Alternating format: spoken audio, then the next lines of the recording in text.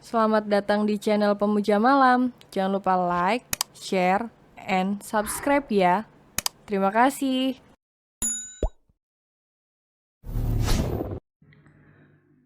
Chapter 23. Sangat menyayangimu.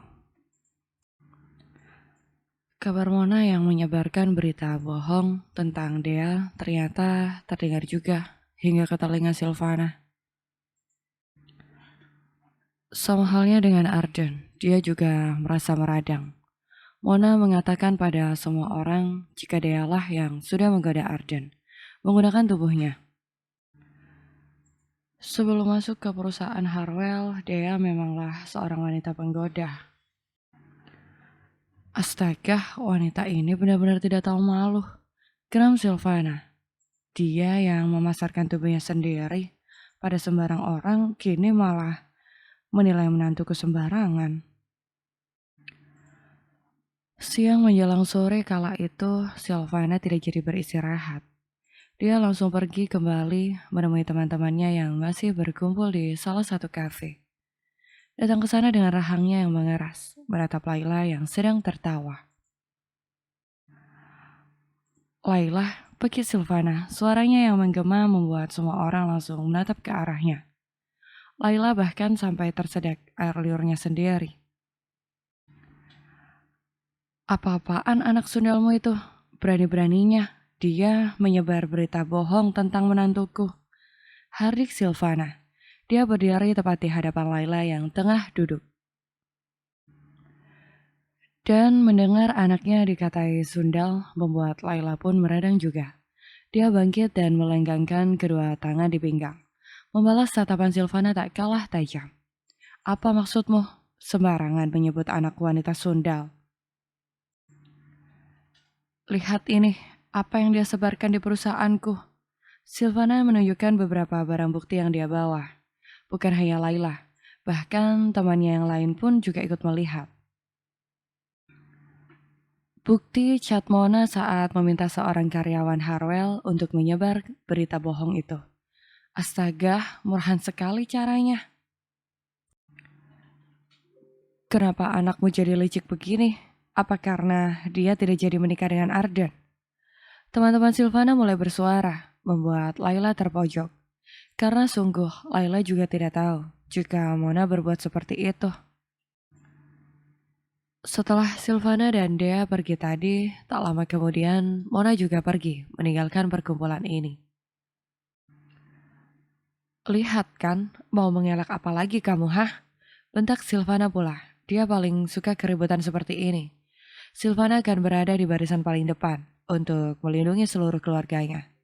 Dan bentakan Silvana yang kali ini tidak mampu Laila jawab. Tiba-tiba dia kehilangan semua kata-kata dan keberaniannya. Aku tidak akan tinggal diam. Kamu ingat rekaman yang pernah aku berikan padamu tentang Mona? Aku juga akan menyebarkan untuk pada semua orang. Ancam Silvana. Dia masih menyimpan barang bukti itu hingga kini. Seketika tubuh Laila langsung bergetar. Andai rekaman pengakuan Mona itu tersebar, bisa dia pastikan selamanya sang anak akan kesulitan untuk menemukan pasangan. Laila langsung menggelengkan kepalanya dengan keras. Tidak, Silvana, jangan lakukan itu. Aku mohon, pinta Laila. Dia bahkan langsung menarik tangan kanan Silvana, menyentuh meminta ampunan. Cih, sudah begini, kamu minta maaf. Tapi menantuku sudah terlanjur anakmu permalukan. Kesal Silvana, dia menarik tangannya kuat hingga terlepas dari tangan Laila. Memangnya rekaman apa yang kamu punya? Tunjukkan pada kami. Laila menggeleng, menatap Silvana penuh permohonan. Memohon agar Silvana tidak memberikan rekaman itu kepada siapapun, termasuk teman-teman mereka. Laila bahkan nyaris menangis. Kini nasib anak perempuannya berada di tangan Silvana. Tapi Silvana bukanlah orang yang baik hati. Sekali dia membenci, dia akan terus membenci sampai tulang-tulang. Silvana lantas tersenyum menyeringai.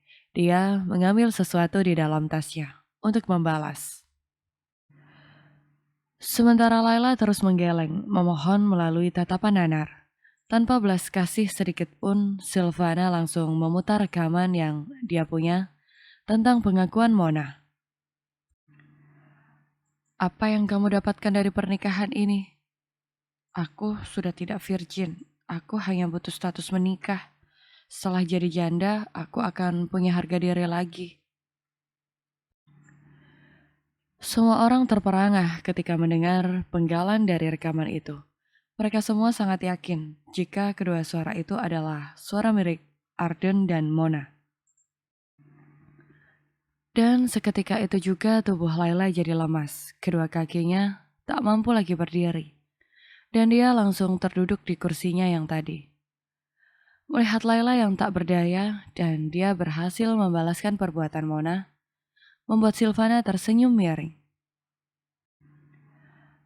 Biarlah dia menjadi tokoh antagonis yang sesungguhnya. Menantuku dan Arden memang melakukan kesalahan di masa lalu dengan hubungan mereka yang terlarang. Tapi mereka memperbaiki itu semua dengan adanya pernikahan. Tapi lihat anakmu. Entah berapa pria yang sudah berhasil menyentuh tubuhnya. Ucap Silvana sarkas. Terserahlah. Kini semua kekesalannya akan dia ungkap semua. Tidak peduli jika nanti hubungannya dengan keluarga Lin akan hancur. Yang terpenting adalah harga diri keluarganya kembali utuh. Aku akan semakin menyebarkan rekaman ini jika anakmu tidak menarik ucapannya tentang Dea. Aku ingin Mona meminta maaf pada semua orang tentang berita bohong itu. Katakan juga jika sebenarnya dia iri karena tidak menjadi menantu keluarga kami. Laila menangis, kini seolah Silvana tengah melucuti bajunya. Dia dipermalukan di depan semua teman-teman. Dan ini terjadi karena kebodohan Mona. Laila hanya diam saja. Dia bahkan menunduk, tak lagi punya muka. Setelah puas mengeluarkan semua kekesalannya, Silvana pun pergi. Teman-temannya yang lain ikut pergi juga, meninggalkan Laila sendirian di kafe itu. Laila menangis, kemudian teringat akan Mona dan membuatnya marah besar. Dia segera pulang dan meminta Mona untuk pulang juga. Sampai di rumah, Laila langsung memukuli sang anak, menampar Mona dengan begitu keras. Dasar bodoh, mau ditaruh di mana muka keluarga kita, Mona? Bukannya mempermalukan Dea, tapi kamu malah mempermalukan dirimu sendiri. Dasar bodoh, pekik Laila. Bahkan tanpa sadar, dia menjamak rambut anaknya sendiri. Sedangkan Mona terus menangis. Jika Laila dipermalukan oleh Silvana, maka dia baru saja dipermalukan oleh Arden. Bahkan videonya yang tengah mabuk dan bercinta dengan seorang pria di klub malam pun sudah tersebar. Mona menangis, dia terima semua pukulan dari sang ibu. Bahkan semakin menangis kencang ketika teringat akan ancaman Arden. Sedikit saja kamu menyakiti keluargaku lagi, aku akan membalasnya berkali-kali lipat. Dan malang datang. Ketika keluarga Lin tengah mengalami kehancurannya, dia pun baru membuka mata. Saat kekacauan itu semua terjadi, dia tidak menyadarinya karena dia tengah tertidur dengan sangat pulas. Dia tidak tahu apa yang dilakukan ibu mertuanya untuk tetap menjaga harga dirinya. Juga tidak tahu apa yang dilakukan Arden untuk tetap melindungi keluarga mereka. Yang dia tahu hanyalah merasa lapar ketika bangun malam ini. Bangun-bangun dengan baju yang sudah berbeda dari siang tadi. Aku tidur lama sekali, ini sudah gelap. Gumam dia, suaranya masih parau. Melihat bajunya yang sudah ganti, dia yakin jika Arden yang telah menggantikannya. Juga mengelap badannya yang terasa lebih nyaman. Kamu sudah bangun, ucap Arden. Dia baru saja masuk ke dalam kamar setelah tadi dari ruang kerja. Dia mengangguk, Kamu mengganti bajuku? Tanya dia pula. Bukan hanya mengganti, aku juga memberimu pelayanan lebih sampai kamu bilang padahal sedang tidur. Arden, hari berlalu. Seperti kesepakatan antara Arden dan Dea, memasuki usia 9 bulan kehamilan, mereka akan pindah kamar ke lantai 1. Kamar yang berada persis di sebelah kamar milik Silvana. Saat ini para pembantu sedang membereskan kamar itu, memindahkan beberapa baju milik Tuan dan Nyonya ke dalam lemari yang ada di kamar ini.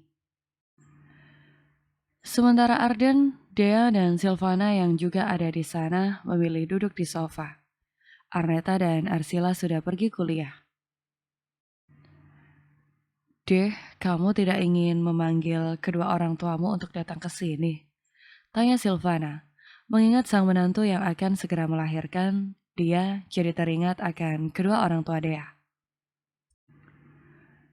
Teringat saat dulu dia melahirkan anak-anaknya, Silvana juga ingin didampingi oleh sang ibu. Dan ditanya seperti itu, Dea tidak langsung menjawab. Dia malah terdiam, sedikit termenung. Jujur saja, dia sangat merindukan kedua orang tuanya. Tapi memanggil mereka ke sini, apakah itu keputusan yang tepat? Mengingat hubungannya dengan Silvana yang mulai membaik. Dea sadar, kini dia sudah menikah dengan Arden. Bagaimanapun sayangnya dia pada kedua orang tuanya, dia akan mendahulukan kebahagiaan keluarga sang suami. Dia menunduk, tidak menjawab. Aku sudah meminta Leon untuk menjemput mereka, Mah. Mungkin nanti malam sudah sampai. Arden yang menjawab, sebuah jawaban yang membuat Dea langsung mengangkat wajahnya dan tercengang. Sesuatu yang sangat dia khawatirkan ternyata ditanggapi biasa saja oleh sang suami. Bagus kalau begitu, jadi saat anak kalian lahir, rumah ini akan terasa lebih ramai. Balas Silvana pula, saat mengatakan itu dia pun tersenyum lebar. Dan Dea makin terperangah melihat keduanya. Apa aku yang terlalu berpikir berlebihan? Batin Dea. Tidak lama setelah membicarakan tentang kedua orang tua Dea, Silvana memutuskan untuk keluar dan menyiapkan makan siang. Para pembantu juga sudah menyelesaikan tugasnya. Kini di kamar ini hanya tinggal Arden dan Dea. Kamu kenapa? Sepertinya dari tadi lebih banyak diam. Apa tidak suka Papa dan Mama akan datang ke sini? Tanya Arden. Dia memeluk pinggang istrinya dan sedikit memijat pinggang sang istri. Bukan tidak bahagia, tapi apa tidak apa-apa? Maksudnya? Aku takut membuat Mama Silvana merasa tidak nyaman. Mendengar itu Arden tertawa pelan. Dulu, dia yang selalu mengatakan padanya untuk selalu berpikir positif tentang Silvana, tapi akhir-akhir ini dia selalu mengkhawatirkan akan hal itu. Menjelang kelahiran anak mereka, dia jadi kembali takut dengan Silvana. Jangan-jangan anak kita nanti takut dengan Mama Silvana. Ucap Arden lalu kembali tertawa, sedangkan Dea langsung mengerucutkan bibirnya mendengar itu.